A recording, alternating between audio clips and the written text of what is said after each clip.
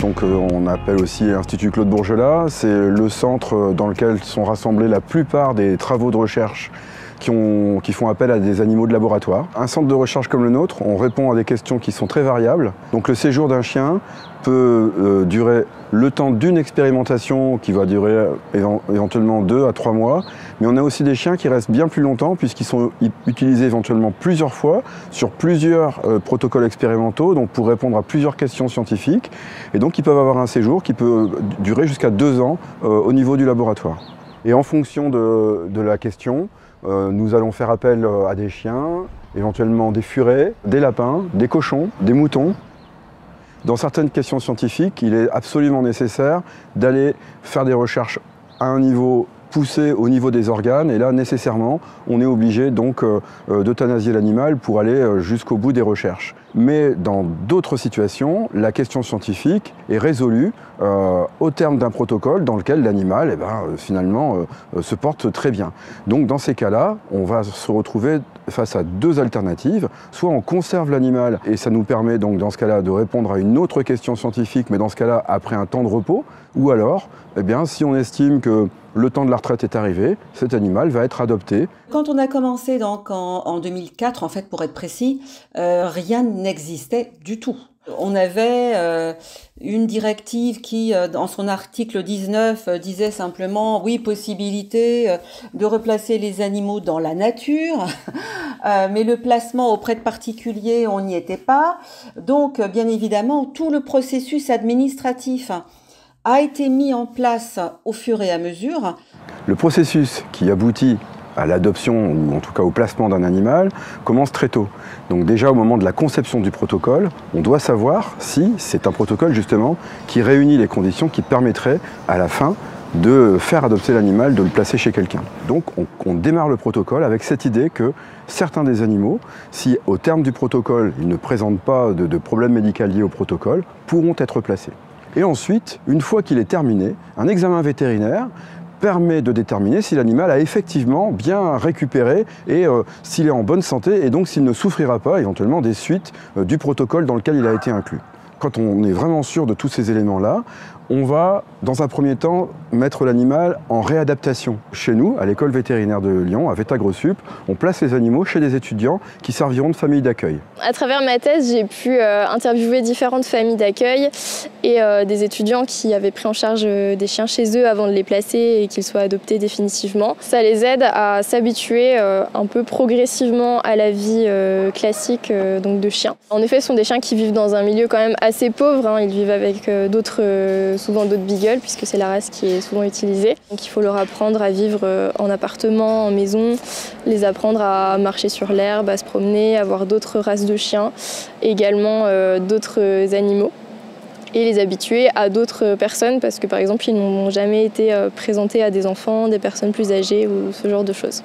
Et donc pendant cette période, ils bénéficiaient d'un suivi et le retour qui était fait des étudiants, c'est que c'était des chiens qui étaient quand même très affectueux, assez curieux et qui s'adaptaient vite à la vie qui leur était proposée. Ça dure environ 1 mois et en général ça commence par une appréciation disons, du tempérament de l'animal avant cette phase d'adaptation, puis après cette phase d'adaptation, on voit comment il a progressé. Et puis ensuite, on a une idée justement de quel type d'adoptant va pouvoir vivre correctement ensuite avec ce chien. Il y a d'autres moyens de placer ces chiens. Certains ne bénéficient pas de famille d'accueil et sont habitués par des refuges ou des associations telles que la SPA. Le Graal intervient vis-à-vis des laboratoires lorsque la décision a été prise en interne de l'unité de recherche d'offrir une retraite aux animaux. Nous demandons bien sûr quel est le nombre d'animaux que nous allons devoir prendre en charge, leur état de santé, le sexe de ces animaux, le passé aussi qu'ils ont dans le laboratoire, de manière à ce qu'on puisse prévenir le ou les refuges de leurs histoires, sans aller bien sûr dans des choses confidentielles ou autres, mais on a besoin quand même d'avoir quelques renseignements sur la vie de l'animal en laboratoire. Le Graal a choisi depuis le départ de travailler uniquement avec des structures professionnelles parce que les familles d'accueil ne pourraient pas, bien évidemment, avec la meilleure volonté du monde, accueillir des nombres d'animaux conséquents.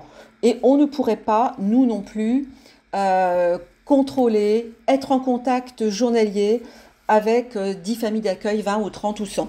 Une fois qu'on s'est mis d'accord sur le nombre d'animaux à prendre en charge, il y a un processus réglementaire qui s'enclenche. Il faut un certificat vétérinaire de bonne santé, il faut une information de la DDPP de départ, d'arrivée, il faut une autorisation triennale ou annuelle selon les espèces. Cette autorisation, en général, on l'obtient sans difficulté, ça se passe très bien, et donc à partir de là, on fait un transfert de propriété et l'animal peut continuer sa vie alors dans une famille, voilà, en espérant que ça se passe toujours bien pour lui. Donc j'ai moi-même adopté un beagle issu de l'expérimentation il y a maintenant 3 ans. Donc c'est un petit chien adorable qui s'est adapté rapidement à mon mode de vie, même si au départ il avait des difficultés dans les transports notamment. Certains sont malades en voiture aussi parce qu'ils n'ont pas été habitués chiots et c'est un problème assez récurrent. Mais la plupart s'adaptent globalement assez bien. Depuis 2005, le Graal a offert une retraite avec ses partenaires à 6000 animaux, toutes espèces confondues. Il faudrait absolument que dans nos laboratoires, il n'y ait plus aucune euthanasie de convenance. Mais depuis 2013, le Code rural incite réellement, et au travers des structures chargées du bien-être animal qui existent dans tous les laboratoires qui sont autorisés à réaliser de l'expérimentation animale, on a vraiment cette incitation, à chaque fois qu'un protocole est mis en place quelque part, à réfléchir, mais est-ce qu'il est possible derrière de proposer une deuxième vie aux animaux. Donc on a vraiment une politique incitative dans le Code rural. Et les DDPP se sont emparés de ce sujet, ont mis en place elles-mêmes leurs propres procédures. Là, il y a eu une instruction qui a été publiée en 2020 par le ministère de l'Agriculture et qui véritablement déroule tout le processus. Donc, eux-mêmes se sont mis en ordre de bataille finalement. Et à un autre niveau, c'est très bénéfique parce que toutes nos équipes techniques, tous nos techniciens et techniciennes qui réalisent des travaux avec les animaux sont très motivés parce qu'évidemment c'est un des points les plus positifs dans notre travail au quotidien dans la recherche. On essaie d'aller de plus en plus loin dans les animaux que nous pouvons prendre en charge. Donc on ne refuse pas par exemple des chiens qui seraient équipés de systèmes de télémétrie.